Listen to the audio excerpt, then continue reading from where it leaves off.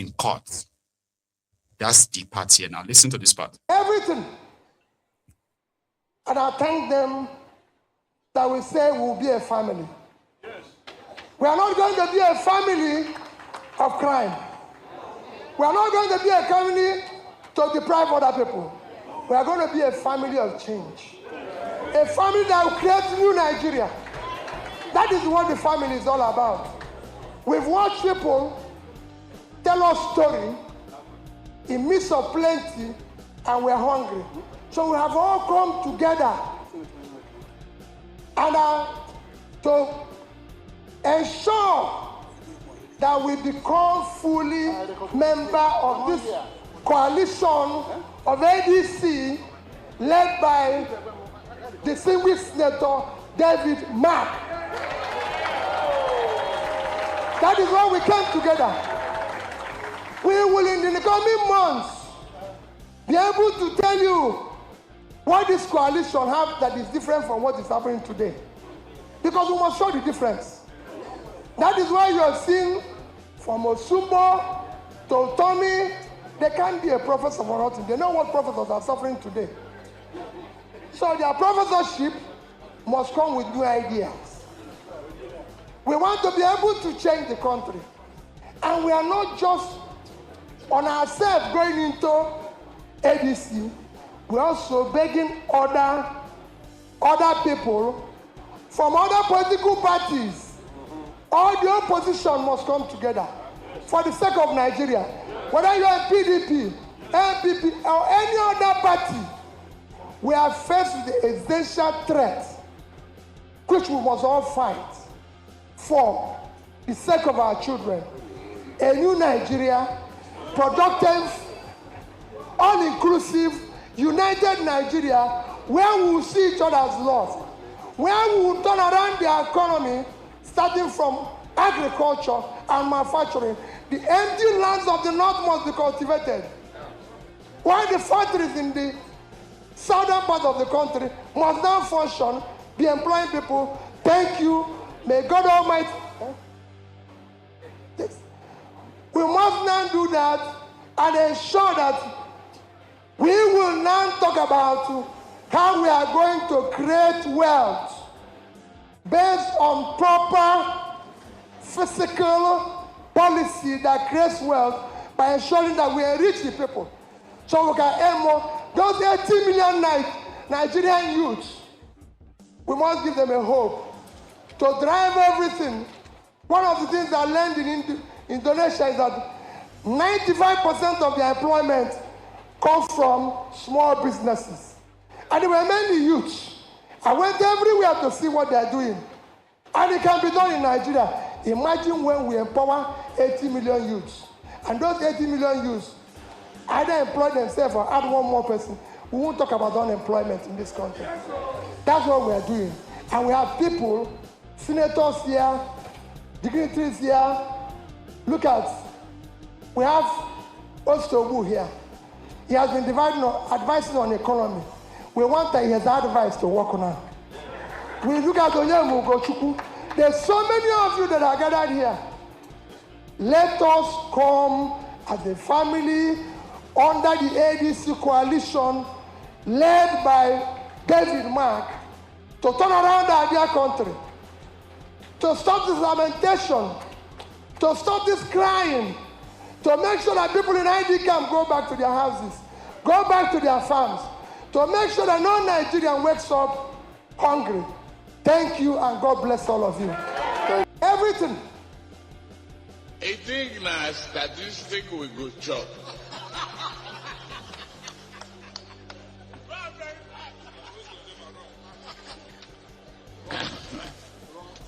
A lie with arithmetic that no Indian can solve it.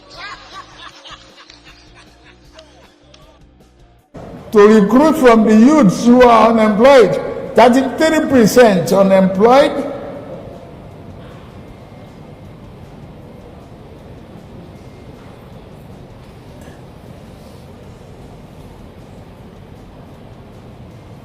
Recruit 50 million youths into the army and Take away from their recruitment source. What they will eat? Cassava, agbado, corn in the morning, yam in the afternoon. It's growing here. You create demand and consumption.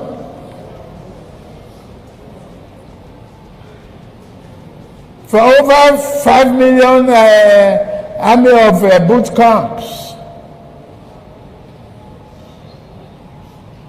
we create our food. That's money for the farmers. That's consumption for the soldiers and skill development. Don't call them illiterate. Don't talk about illiteracy. Anybody who can own gun, who can handle gun, who can cock gun and clean the chamber and cock and shoot is technically competent to repair a tractor. To recruit from the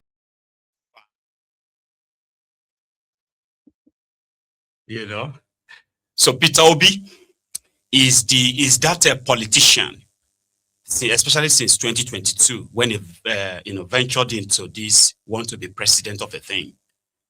He is the only politician in Nigeria that once you turn the once you turn your screen on and it's Peter Obi, right?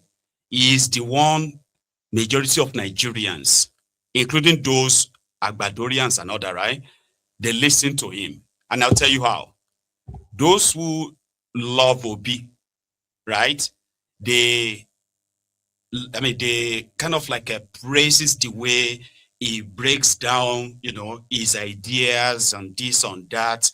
And they fancied him a lot because they listened to him. Those who didn't like him also listened to him so that they can pick out the gotcha moment enough to say he's just talking rubbish. His idea on this economy policy is rubbish. When I listen to him, I don't even know how people are listening to him, but they still listen to him, right?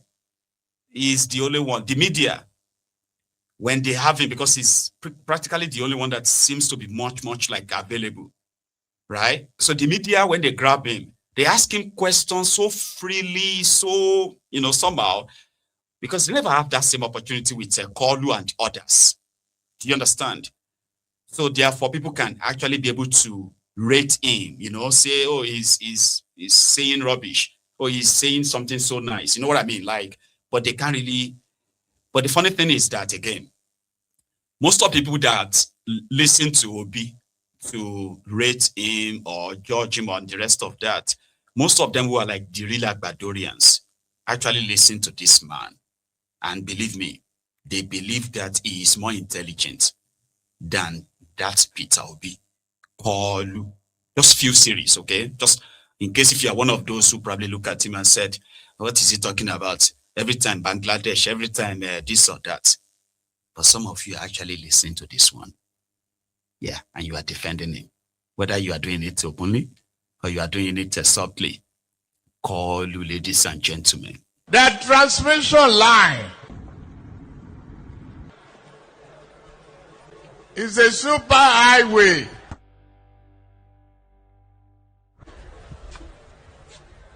For generated electricity and power. They could not even make a down payment for a roasted corn. If we lend ourselves to innovation,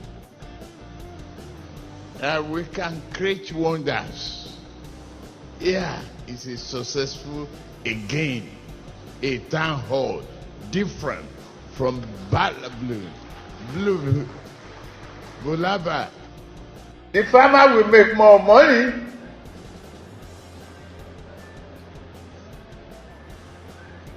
Your lunch will not be imported. Cassava gari, yeah. The farmers will make money. The dinner will be cassava by wire. We are a poor nation. The ban coal will follow. They say firewood not fall. They say we need to plant more trees. And they are not giving us money.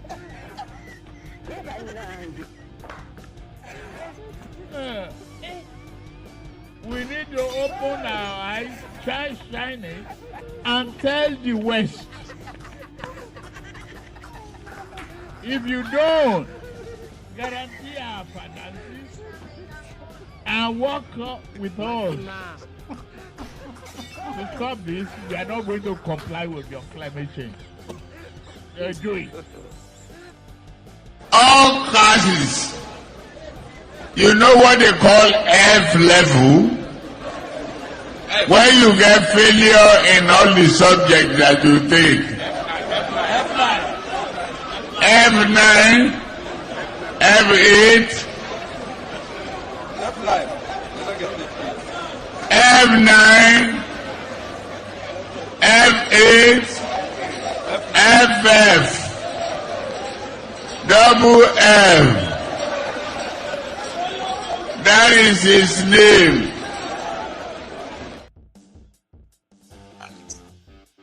He's a call.